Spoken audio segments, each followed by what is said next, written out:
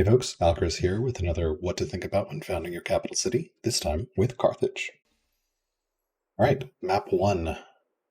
So, Carthage has four families: riders, artisans, traders, and statesmen. Generally, I tend to favor riders, artisans, and statesmen. I find traders to be pretty suboptimal. You can do pretty cool things with caravans with them, and their workers that can add multiple roads per year are amazing.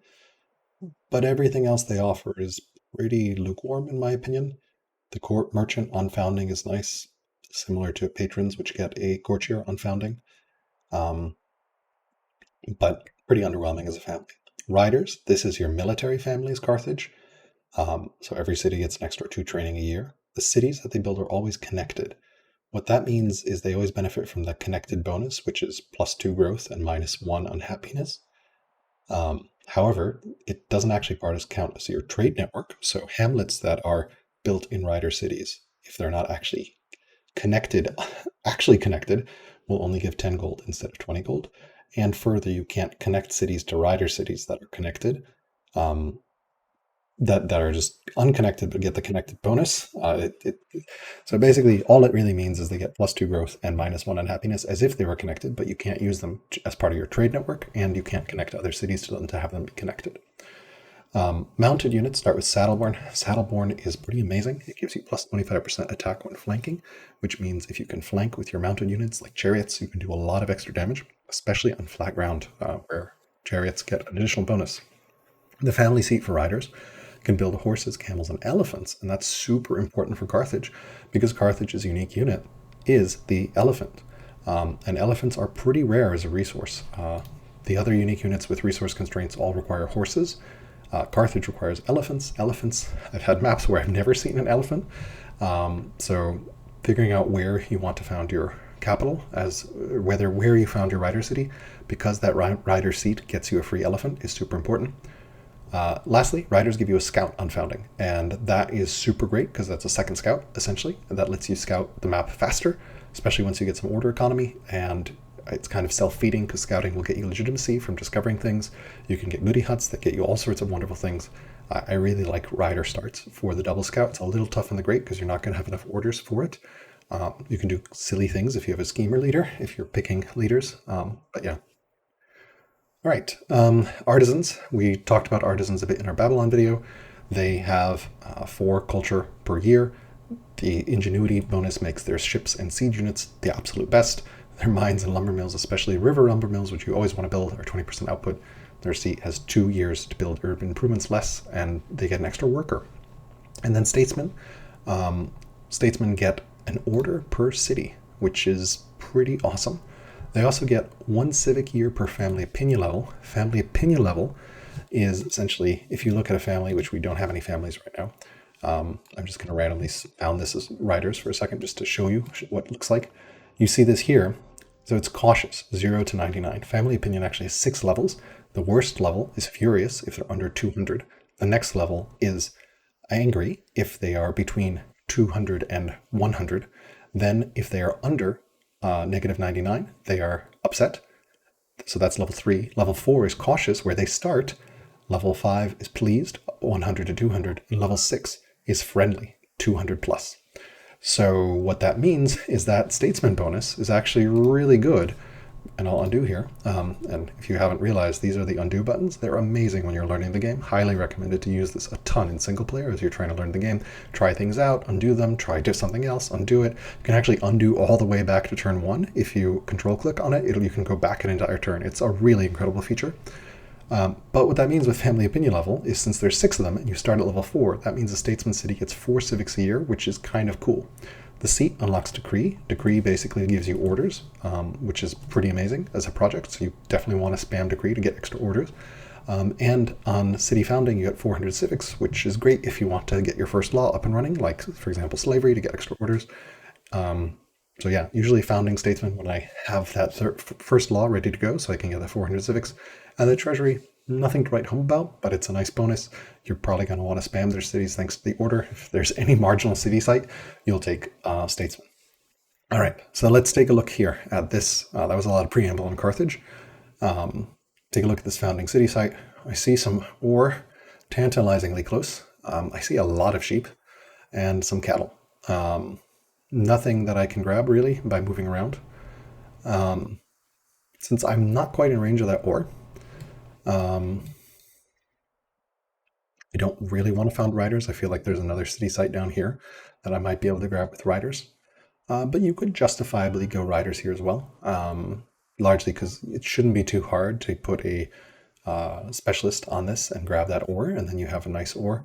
And since there's no elephants here, you probably want riders to at least secure one city with fake elephants, so to speak. This would also be a great artisan site. You've got a bunch of hills around, river forests, 2 river forests, yeah, and more hills if you settle that way.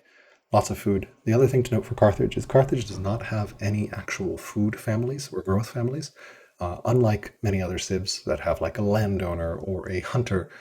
Carthage doesn't have any of those, so there's no particular way for Carthage cities to grow particularly quickly.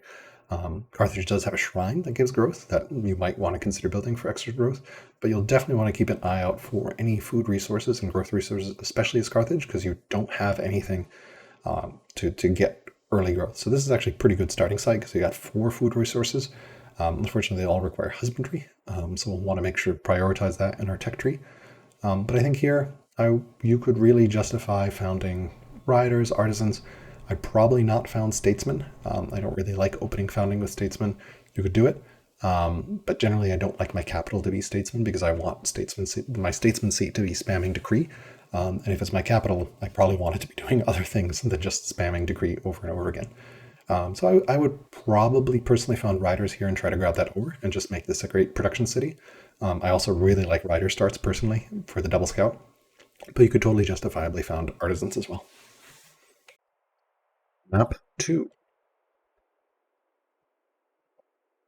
So here we have tantalizing resources all just out of reach. Once again, we have some ore and some growth resources. We can only grab, it looks like, any 2 of the 3 growth resources that are close by. We have a bunch of river forest, 1, 2, potentially 3, 4 if we settle this way, which is 5 actually, no 4, which is pretty good. And some more. I would probably found towards wheat and sorghum doesn't require a tech. Game does require a tech, but I believe Carthage starts with trapping, if I recall correctly. Yeah, so all these are fine. Used to playing with no starting techs, so yeah, I mean, there's no point really maximizing river forest yet because it's a long way to lumber mills. So you can, because you need forestry tech for them. So it's a long way before you get that. So I think you should really just settle either. Sorghum kind of sucks because it's only 5 food as opposed to wheat, which wheat it's 10 food. Largely because sorghum, I think, appears on arid tiles and wheat appears on temperate tiles. So I guess that's the difference. It's because it's from being on the temperate versus arid tile. So I wish I could grab the game of the wheat, but it doesn't look like I can. So maybe I might settle down this way. I might improve that game as well to try to get something. You could also, yeah, I don't think you want to settle on the starting position because you want to at least get 2 food resources. And I could grab this ore. And again, this feels like another justifiable riders or artisan start, slightly leaning artisans because of the 1, 2, 3, 4 potential river tiles here. But you could also very justifiably go riders because you can easily grab that ore. Either I think is fine here. Yeah, it looks like there's another city site over there. So I would probably chop and probably get this sorghum because it's proximate, and then maybe start scouting to see like where the heck the city thing is. So I have another worker as artisans as well. So I might actually move over to here to get ready to make that camp and then scout later or something like that. All right. Map 3. We do have some horses here, which generally I don't like founding my rider seats if there's a horse resource or an elephant resource because it feels like kind of a waste of the seat. So given the proximity of those horses, I'm very strongly leaning towards artisans here. Um, I wish there were elephants, but they're not. But I probably want my rider seat to be somewhere with ore and no elephants. But yeah, you could. Yeah, I think with those mountains there, it's probably going to be hard for those horses to be part of another city. And there's a good amount of river forests here, right? At least one, two, and then if we expand the city this way, there's four. So again, I would maximize food resources early. All these require husbandry, which is a little awkward. Um, we can't quite get to the game resources. I think I would, and the pigs also require husbandry, so I might settle just where I am. Although I think settling one west actually will get us 4 food resources. So as soon as we get husbandry, we're in the business. But we're in business, but it's going to be quite a lot of time until we get to husbandry. We want to expand borders along this river, so I think I would go artisan here. And look, there's some ore over there. All right, map 4. All right, we've got double ore here. No food resources, which is kind of awkward. But the gems and the gold. So we'll definitely want to found somewhere as our second city to get some actual food production. But double ore screams military city. There's also no horse or elephant, but yeah, this feels very much like a rider founding start, just because the double ore will be powerful for production. I might just settle exactly where I am. I don't feel like moving the boundaries gets me much of anything. So I think I would just go riders right here. And we have double ore, and priority 1 right now is finding another city site that ideally has a lot of food next to it, because we have no food income here. And the farms we can build are all going to suck because they are they're on arid tiles. Maybe we build some pity farms here. That just feels really horrible.